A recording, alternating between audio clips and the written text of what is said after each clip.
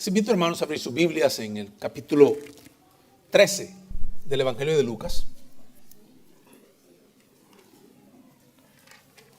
Lucas 13. Y leeremos de los versos del 1 al 9.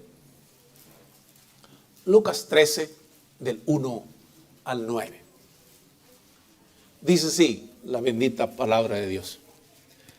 En este mismo tiempo estaban allí algunos que le contaban acerca de los galileos, cuya sangre Pilato había mezclado con los sacrificios de ellos. Respondiendo Jesús les dijo: ¿pensáis que estos galileos, porque padecieron tales cosas, eran más pecadores que todos los galileos? Os digo, no. Antes, si no os arrepentís, todos pereceréis igualmente. O aquellos 18 sobre los cuales cayó la torre en Siloé y los mató, ¿pensáis que eran más culpables que todos los hombres que habitan en Jerusalén? Os digo, no. Antes, si no os arrepentís, todos pereceréis igualmente. Dijo también esta parábola. Tenía un hombre una higuera plantada en su viña y vino a buscar fruto en ella y no lo halló. Y dijo al viñador: he aquí, hace 3 años que vengo a buscar fruto en esta higuera y no lo hallo. Córtala. ¿Para qué inutiliza también la tierra? Él entonces, respondiendo, le dijo: Señor, déjala todavía este año hasta que yo cabe alrededor de ella y la abone. Y si diere fruto, bien.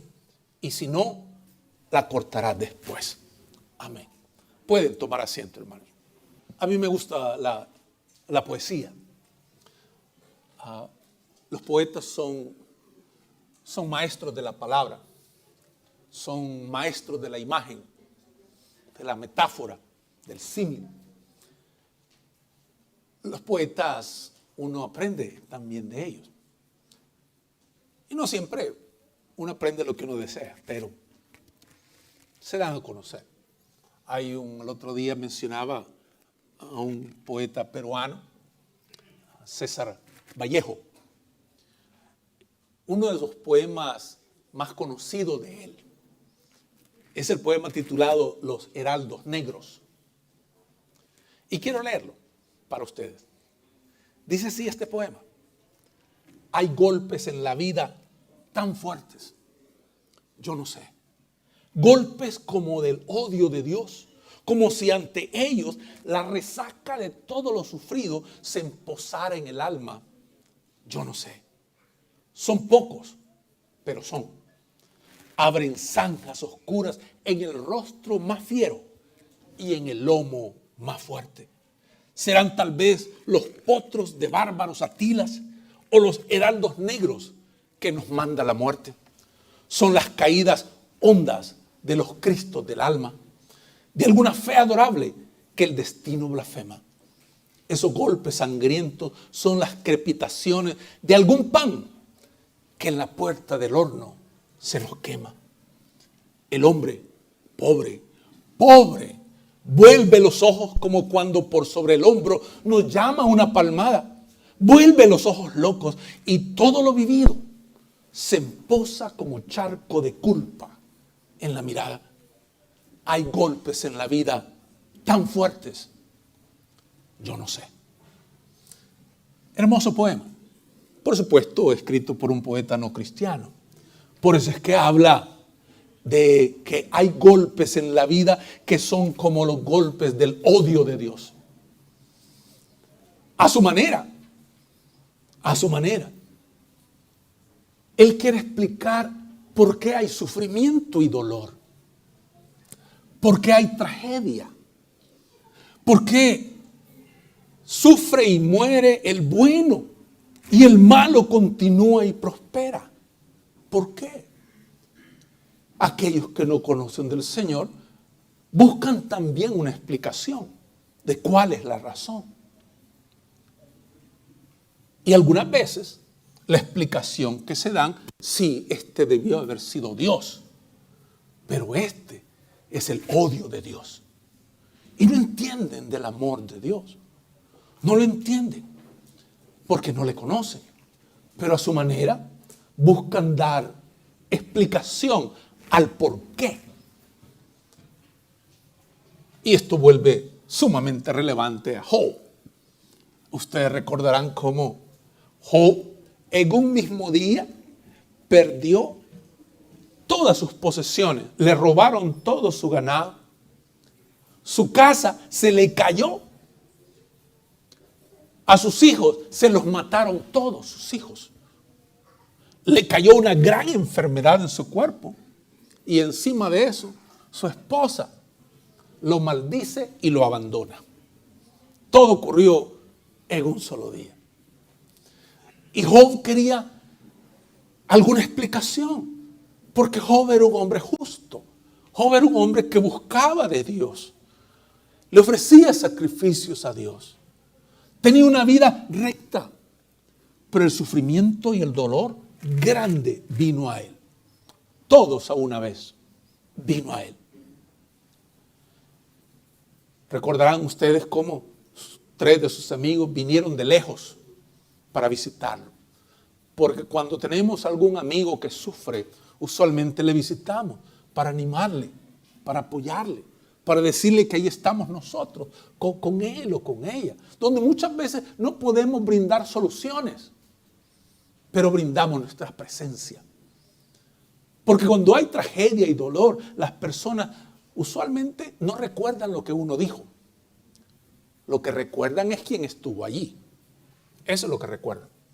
No lo que uno dijo, sino que si uno estuvo ahí con ellos. Y estos 3 amigos llegaron.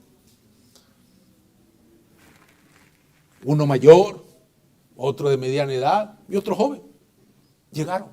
Vieron a Job de lejos y lo vieron tirado en el suelo. Tirado. Y cuando lo vieron se conmovieron tanto de ver a su amigo, aquel que habían conocido con ganado, con casas, con familia grande, con hijos. Lo habían conocido próspero, pero ahora lo veían como que era una basura más en el suelo. Hay dolores que son tan grandes, hermano, que no conviene decir nada. Donde nuestras palabras literalmente salen sobrando. Y cuando hay dolores grandes, lo mejor que uno puede hacer es no decir nada. Simplemente estar ahí. Nada más. Pero aquellos 3 amigos, pasado un par de días, el más joven decidió hablar.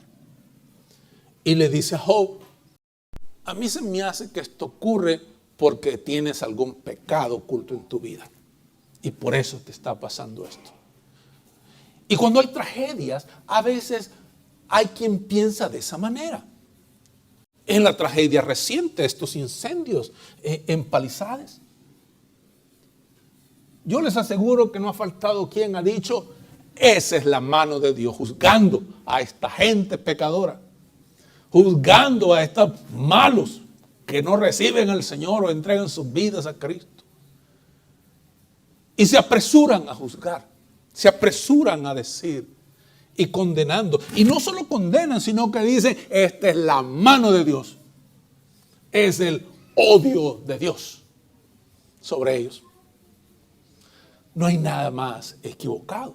Pero volviendo a Job, cuando aquel muchacho le dice eso, Job le dice, no, yo no tengo pecado oculto. Para nada. Y comienzan unos y otros a darle argumentos, como a veces solemos hacer nosotros, que para dar ánimo lo regañamos. ¿No? ¿Ya se ha encontrado usted con personas así? De que vienen a darles ánimo a ustedes y lo que hacen es regañarlos. O a veces uno hace eso mismo. Regaña para, según uno en su mente, voy a darle ánimo. No, pues eso mismo hicieron estos 3 hombres con Job. Comenzaron a regañarlo, ¿no? O sea, el hombre está tirado en el suelo. Perdió su esposa, su familia, sus hijos, se los mataron violentamente, le robaron su ganado, se le cayó la casa y llegan los 3 amigos a regañarlo. ¿No?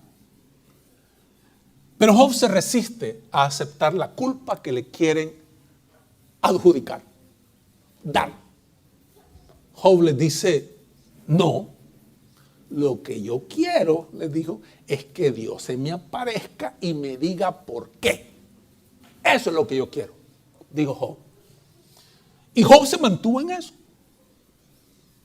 Que Dios se me aparezca y me diga por qué estoy sufriendo. Y díganme ustedes si no es esa la pregunta que muchas veces nos hacemos cuando el sufrimiento llega a nuestra vida, cuando el dolor, la pérdida, la carencia llega a nuestra vida. ¿Por qué?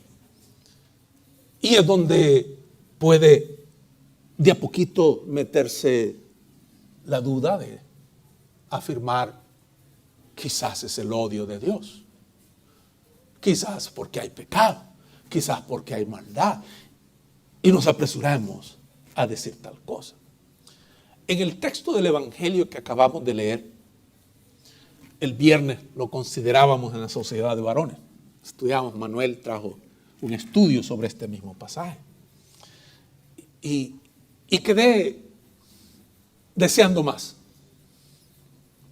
del estudio. En el sentido de que esto tan bueno que hay que compartir con los hermanos en la iglesia. Lo que estudiamos el viernes. Así que en este texto dice que estaba nuestro Señor con sus discípulos y llegaron unas personas a contarle acerca de unos galileos cuya sangre Pilato había mezclado con los sacrificios de ellos. Al parecer esto fue lo que ocurrió, según los historiadores de la época. Pilato, que era el gobernador militar, ¿no? Porque era un gobernador militar, no era civil. Pilato, gobernador militar, quería construir un nuevo acueducto para traer agua a Jerusalén. Y tuvo esta idea de pagar por el acueducto usando el dinero de las ofrendas del templo. Y pues como era la autoridad, vino y tomó el dinero de las ofrendas del templo. Aquello él ocupaba para pagarle a judíos albañiles a que construyeran. Lo que sucedió es de que esto pasó en Galilea. Galilea, nos dice Flavio Josefo, que es un historiador judío de la época, dice que en Galilea habían a menudo insurrecciones. Los galileos eran muy conocidos porque eran dados a la violencia y al choque. Entonces, ellos organizaron una protesta.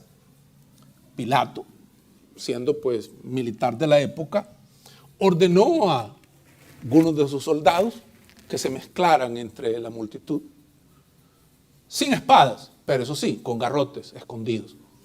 Y todos los soldados cubiertos uniformes, pero con garrotes escondidos.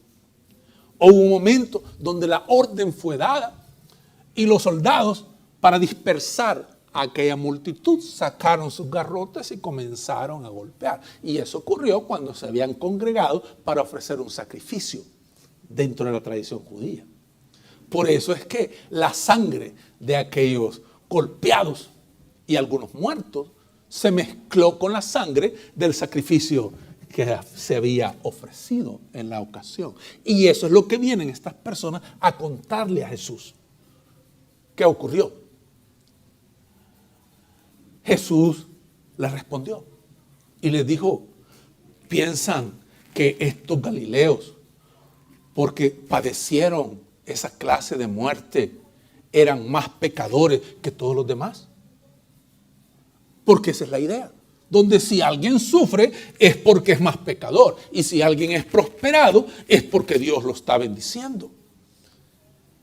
Y hacemos una conexión falsa entre prosperidad y bendición y sufrimiento y que Dios retiró su mano. Cometemos el error de creer que una cosa lleva a la otra, lo cual no es así. Jesús le dice, no. Antes, si ustedes no se arrepienten, ustedes van a perecer de la misma manera en que perecieron ellos. ¿Quién de ustedes recuerda los comentarios que afirmaban que la caída de las Torres Gemelas en Nueva York expresaba el juicio de Dios contra esta nación? Lo escuchamos mucho. Entonces, el juicio de Dios contra esta nación. Pero Jesús frena esa conversación, la frena. Frena la conversación de quienes buscan en el sufrimiento humano alguna señal de la ira divina. Buscan en el sufrimiento humano alguna señal del odio de Dios. Pero Jesús les hace ver de que el sufrimiento, el dolor y la muerte es el punto de partida para que todos y cada uno de nosotros examinemos nuestra vida y nos arrepintamos de nuestros pecados. Para eso es el sufrimiento. Así que Jesús les dice no. Y luego Jesús añade algo que no dijeron los otros hombres, pero sí lo dice Jesús. O aquellos 18 sobre los cuales cayó la torre en Siloé y los mató. Esto es una referencia a albañiles judíos que los romanos les habían pagado para construir el acueducto. Y una torre accidentalmente cayó sobre ellos y los mató. 18 de ellos. 18 trabajadores. Entonces la idea común que tenía la gente es de que, esto el Señor los mató por colaborar con los romanos. Esta fue la mano de Dios. Dios los mató. Y Jesús les dice, ¿piensan ustedes de que esos 18 eran más culpables que todos los hombres que habitan en Jerusalén? Os digo, no. Antes, si no se arrepienten ustedes, todos perecerán igualmente. Acá Jesús rompe esa conexión falsa que uno establece, donde si hay prosperidad es porque Dios te está bendiciendo. O si hay dolor y sufrimiento, Dios te está castigando. Él rompe eso. Y dice, no. Cuando ves carencia, dolor, sufrimiento o prosperidad, es tiempo de que examines tu vida. Porque hay prosperidad que no viene de Dios. Viene del enemigo. Para engañarte y hacerte creer que aquello viene de Dios. Aunque no le pido permiso a Dayana, pero Dayana, voy a contar algo que me compartiste. Hace algún tiempo, Dayana se quedó sin trabajo. Entonces estaba pidiéndole al Señor por un nuevo trabajo. Y le sale un buen trabajo. Mucho más de lo que ella ganaba. Pero tenía que trabajar en domingo. Y Dayana me dice, yo sentí de que ese trabajo no venía de Dios. Porque yo tenía que trabajar en domingo. Hoy cuando más necesito de Él, iba a alejarme de Él. Y lo rechacé. Le dije que no. Aun cuando estaba ganando más, ganaría más de lo que ganaba en el trabajo que me cesaron. Dayana confió en Dios. Y se quedó esperando en Dios. El día de ayer me dice, pastor, una gran noticia. Tengo trabajo. Y este nuevo trabajo, me dice, paga aún más del trabajo que yo le dije que no. Y no solo eso, sino que voy a tener el domingo libre para venir a la casa de Dios. Gloria al Señor. ¿Ves? A veces hay aparentes bendiciones que no lo son. Porque están por alejarte de Dios. Algo que te aleja de Dios no puede venir de Dios. Algo que te confunde no puede venir de Dios. Algo que te quita la paz no puede venir de Dios. Porque en la bendición de Jehová hay paz. Esa es la señal de que viene de Dios. Sientes paz. Nuestro Señor, pues, nos hace ver eso. Que el que haya prosperidad no significa que aquello viene de Dios. A veces el diablo prospera a alguien para que se aleje de Dios y ponga su confianza en lo que Él le está dando, en las cosas o en el dinero o en lo que sea. Y te hace creer que viene de Dios. Nuestro Señor, pues, con ese no bendito, porque el no de Dios es bendito, el no que le da rompe esa falsedad, esa mentira, la rompe. El no de Dios es bendito, mis hermanos. A veces Dios nos dice no y debes de aceptarlo. Debes de aceptar el no de Dios. El no de Dios es bendito. Ni modo que te dijo no y vas a ir a buscar otro Dios que te diga que sí. No, ¿verdad? No, si Dios te dijo que no es no. Y recibes el no. Y bendices el nombre de Dios por el no. Lo bendices, lo alabas. Pero no buscas a otro Dios que te diga que sí. Pues bien, lo que Jesús está haciendo acá es que dejemos de lado nuestras conclusiones imprudentes de creer que prosperidad significa bendición y sufrimiento significa castigo.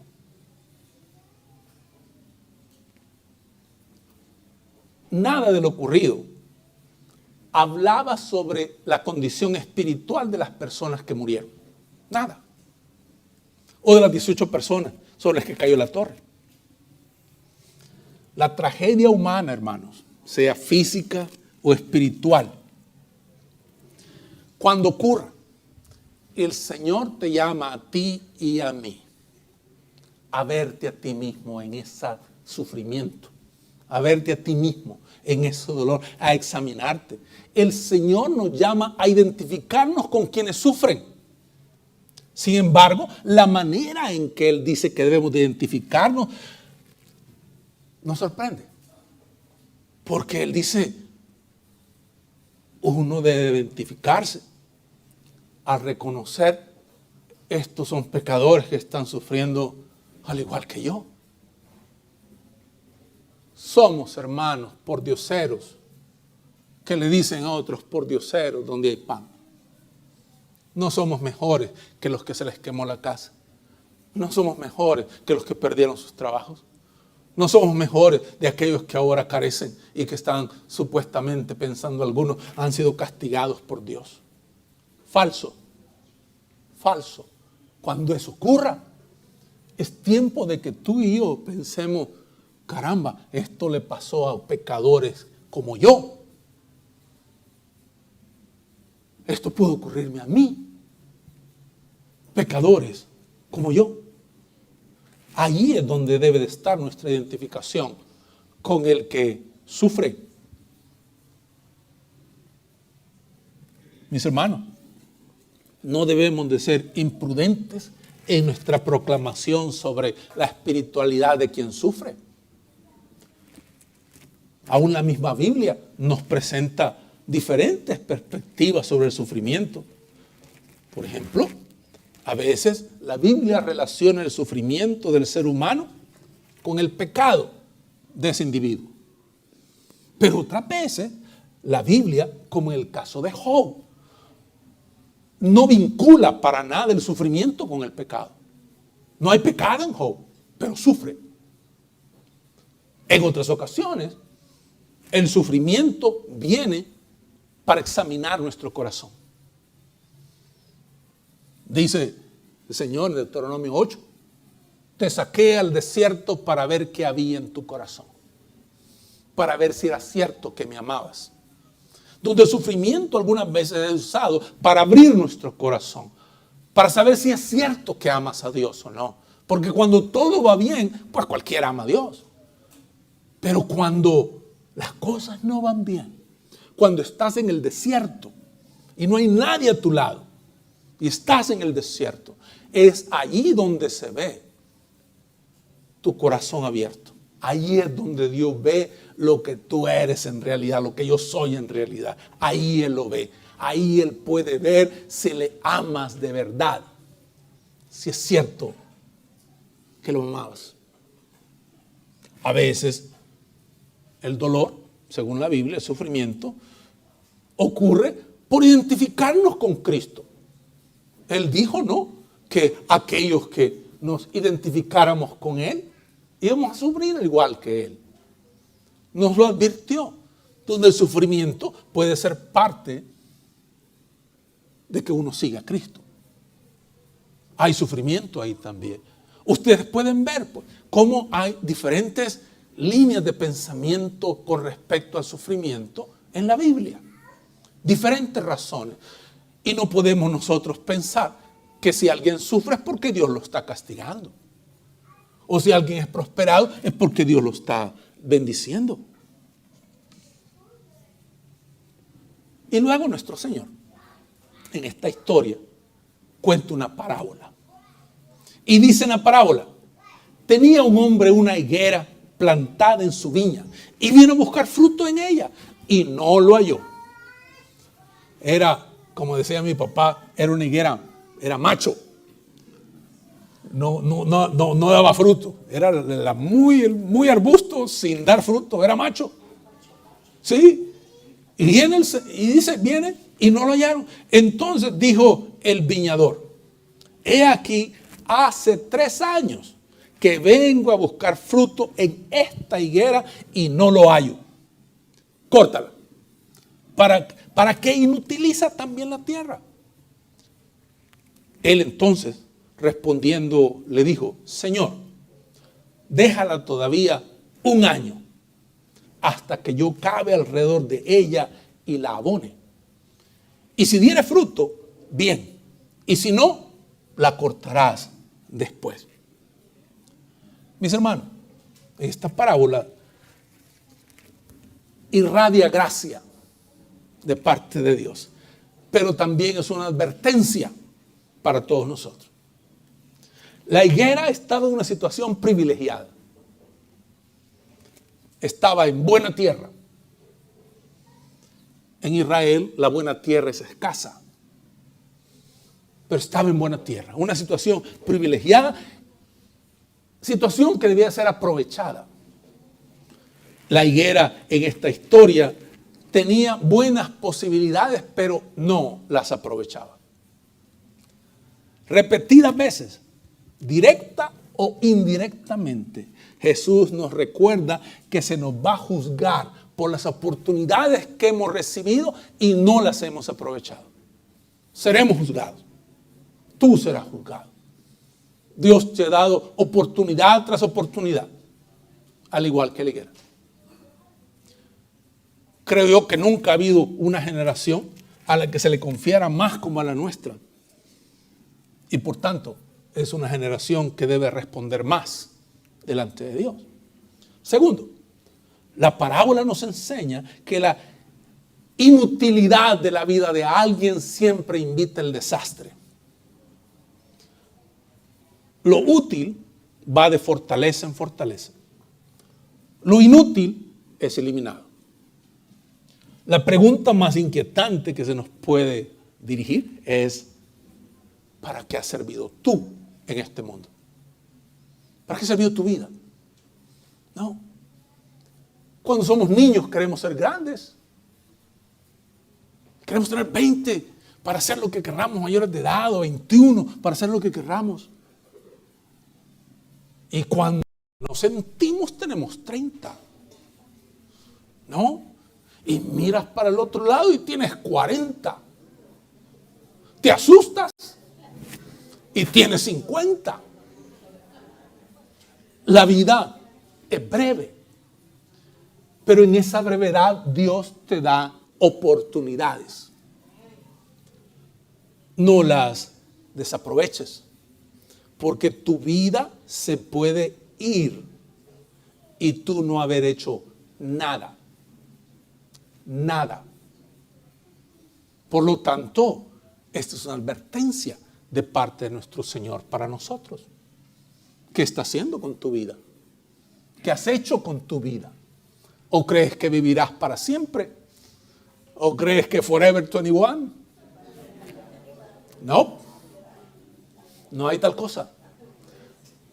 Pasa el tiempo y pasa la vida. Pasan los años y pasa la vida. No siempre hacemos esa conexión. Comience a hacerla si no la ha hecho. Tercero, algo más que esta parábola nos enseña, que cuando alguien en la vida nada más recibe y recibe, y no da, no sobrevivirá.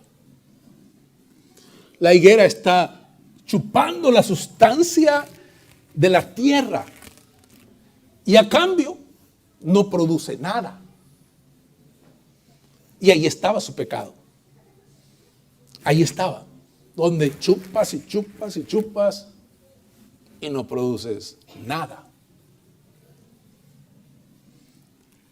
Hay quien dice que en el mundo hay dos clases de personas: las que sacan más de lo que aportan y los que aportan más de lo que sacan. En cierto sentido, todos somos deudores con Dios. Entramos a la vida gracias a que tu madre tomó el riesgo de darte a luz. Aquellas mujeres que son madres saben el riesgo de dar a luz, lo doloroso que es dar a luz, el riesgo para sus propias vidas que es dar a luz. Así que tú entraste a esta vida, yo entré a esta vida por la gracia de Dios de que naciste. Una mujer se tomó el riesgo de darte a luz. Y no habríamos podido sobrevivir de no ser por el cuidado de aquellos que nos amaban. Por eso sobreviviste, porque te cuidaron. Esas son oportunidades y bendiciones que Dios te da, que vienen de su mano, de la gracia de Dios. Pero la parábola, en cuarto lugar, nos presenta el evangelio de la segunda oportunidad. El dueño dice: dale duro, ya cortale, ya no dio, pasaron 3 años, y no ha dado fruto, hay que cortarla. Pero el hombre que la cuidaba le dice: dale 1 año más de chance. 1 año más. No le pide otros 3, le pide 1 más. Este es nuestro Señor, pidiendo 1 año más para ti. Dale chance. Dios Padre, dale chance. No ha dado fruto, dale chance. 1 año más. Y lo que yo haré, dice, voy a cuidar para que cavar alrededor de ella y abonarla. Una oportunidad más de nuestro Señor. Pero la parábola deja bien claro que esta es la última oportunidad. Lo deja claro. Porque le dice: si pasado el año no da fruto, la cortamos. Así como se corta una vida. Si desaprovechamos, hermanos, oportunidad tras oportunidad, si recibimos en vano la llamada de Dios a servirle, el desafío de Dios que llega todos los días. Y no es tanto que Dios nos cierre la puerta, sino más bien que somos nosotros mismos quienes cerramos la puerta. Quiera Dios librarnos de esa condición. Que tú desaproveches tu vida. Todo comenzó con una plática con el Señor y termina con esta gran advertencia para todos nosotros. Si no te arrepientes, lo que le ocurrió a ellos te ocurrirá a ti también. No eres mejor que nadie, es lo que el Señor está diciendo. No eres mejor que otros. Si algo que nos une a todos es la necesidad de arrepentimiento. Eso es lo que nos une a todos. La necesidad de arrepentirse. Y Jesús lo dice. Si nosotros somos la higuera que no está dando fruto, el Señor Jesús dice: tienes 1 año más. 1 año más. Donde debes de dar el fruto que el Señor viene a buscar. Y si no hay fruto, Él advierte, se corta la higuera. Se corta la higuera. Mis hermanos, sobre aviso no hay engaño. El Señor nos da el aviso, nos da la advertencia, nos dice qué es lo que hay que hacer. Es cuestión tuya y mía el tomar la decisión de hacerlo. hay un llamado a arrepentirse de los pecados para buscarlo a Él, que es el primer fruto de vida eterna. Cuando uno reconoce su condición de pecador y dice, lo que dice Dios es verdad. He sido desobediente a Dios toda mi vida. He pecado, he sido desobediente a Él. Quiero arrepentirme de esa vida, me arrepiento de esa vida que he llevado. Concluyo con esto. En una ocasión, durante la epidemia de SIDA que hubo aquí en Los Ángeles, en los 90, no sé si ustedes recordarán. Yo tenía poco tiempo de ser pastor acá en esta iglesia. Y mi oficina estaba aquí donde está ahora la copiadora, ahí estaba mi oficina. Y estaba abierto el templo y entró una pareja de personas mayores, ya canosos, ambos. Y me dice, me saluda el pastor, me dice, ¿usted hace visitas a los hogares? Les digo, sí. Porque quisiéramos saber si usted puede visitar a nuestro hijo. Él está muy enfermo. Él tiene SIDA. Aquel era un tiempo donde nadie sabía lo que era el SIDA. Y todo el mundo, pues, asustadísimo con la enfermedad esta. Pero yo confiando en el Señor, le digo, claro que sí, hermano. Yo llego por ahí. Me dieron su dirección y visité al muchacho. Para hacerles la historia larga, corta. Yo cuando están en esa situación, siempre les comparto el evangelio. No. Y les digo, aquí tu vida está acabando. No, la mejor opción que tienes es entregar tu vida a Cristo para asegurar tu destino eterno. Y me responde el muchacho, tal vez tendría como unos 30 años, tal vez de edad, no más de 35, joven. Y me dice, pastor, yo he vivido una vida cochina. Esas palabras. He vivido una vida cochina y me arrepiento. Y si quiero recibir a Jesucristo como Señor y Salvador. Y oramos. Y él recibió a Jesucristo como su Señor y Salvador. 2 días después él fallecía. Pero yo quedé con la satisfacción de que él tenía vida eterna. Él no había dado fruto alguno en su vida. Él era una higuera estéril. Y Jesús vino a él y no había nada. Y Dios le dio 1 año más. Y cuando yo llegué para recoger el fruto del Señor, hubo fruto. El fruto de un alma que se entregaba a Cristo como Señor y Salvador. Hubo fruto. Ahí podía yo ver la misericordia de Dios. Tuvo misericordia de él. Le dio un chance más y él lo aprovechó. Pero hay personas a las que Dios les da chance tras chance, oportunidad tras oportunidad y no la aprovechan. No seas tú una de esas personas. No lo seas. Hoy es el día cuando puedes entregar tu vida a Cristo. Y mi invitación es esa. Habrá entre nosotros alguien que arrepintiéndose de sus pecados quiera recibir a Jesucristo como Señor y Salvador personal. Esta no es una invitación para que usted se haga de esta iglesia o que cambie de religión. Esto es una invitación para que usted, arrepintiéndose de sus pecados, se ponga cuentas con Dios para que Él le dé vida eterna. Levante su mano si usted desea hacerlo en esta mañana, para así yo poder verle y orar por usted. Hay alguien entre nosotros que quiere entregar su vida a Jesucristo, recibirle como su Señor y Salvador. Levante su mano para verle y orar por usted.